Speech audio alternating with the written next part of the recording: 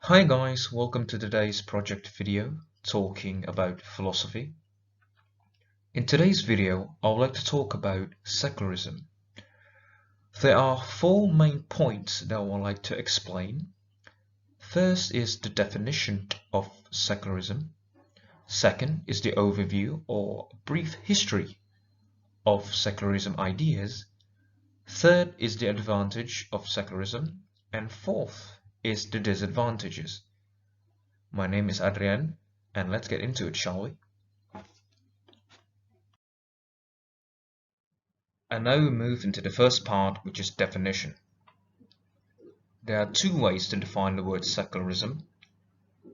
Secularism, as defined in the Merriam-Webster dictionary, is the indifference to, or rejection or exclusion of religion and religious consideration. In a certain context, the word can refer to anti-clericalism, atheism, desire to exclude religion from social activities or civic affairs, banishment of religious symbols from the public sphere, state neutrality towards religion, the separation of religion from state, or the establishment. The philosopher Charles Taylor helpfully distinguished three senses of the term secularity. Secularity is the separation of church and state as constitutionally required in both France and United States since the 18th century. Second secularity consists in the failing of religious belief and practice, in people turning away from God and no longer going to church. In the second sense, the United Kingdom is a much more secular society than the United States. Third secularity is a social transition from a society in which it was virtually impossible not to believe in God to one in which have faith, even for the staunchest believer, is one humanly possible among others.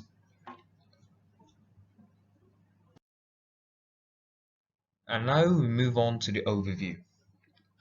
History of secularism.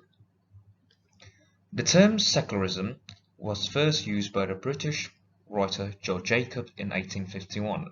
Jacob invented the term secularism to describe his views of promoting a social order separate from religion, without actively dismissing or criticizing religious belief.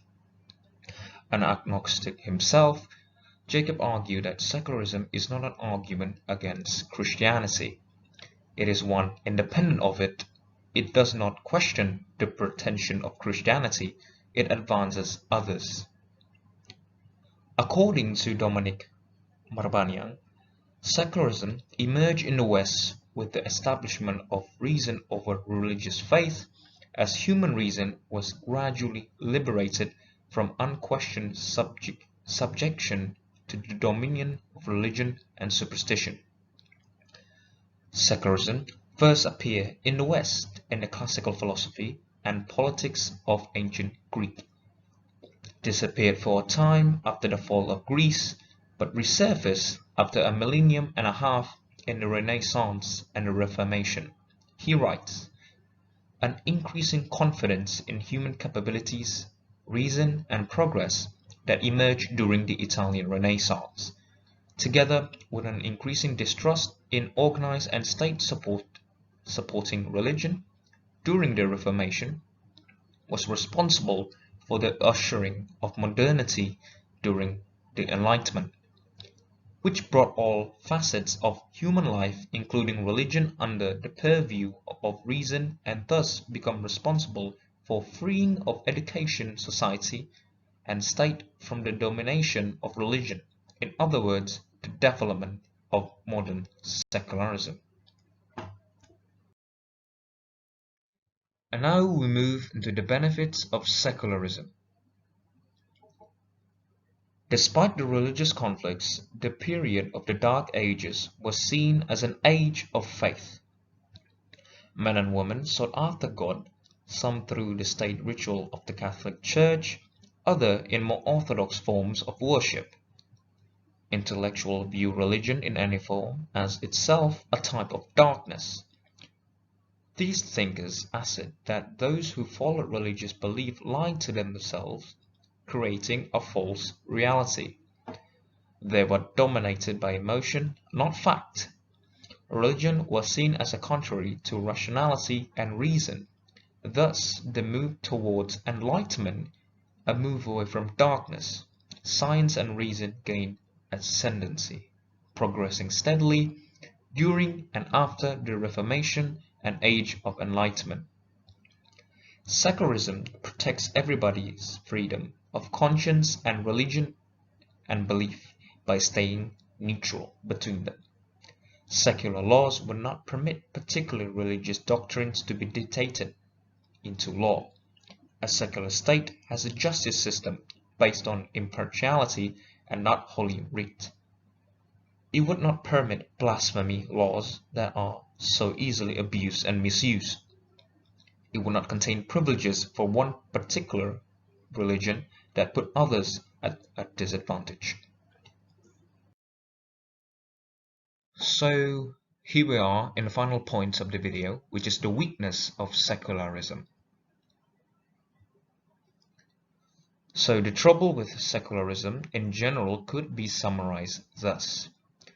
The separation of church and state is difficult to achieve in practice without anti-religious secularism.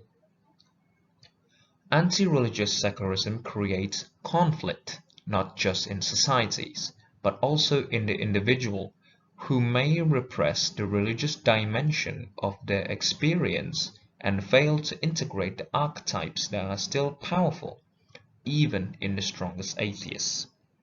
That doesn't mean there shouldn't be some degree of separation between church and state, particularly so as to try to avoid discrimination against religious minorities, but the absolute neutrality of the state is a fiction. Secularism, in the sense of the open society, is desirable and achievable, but hardly controversial in the West.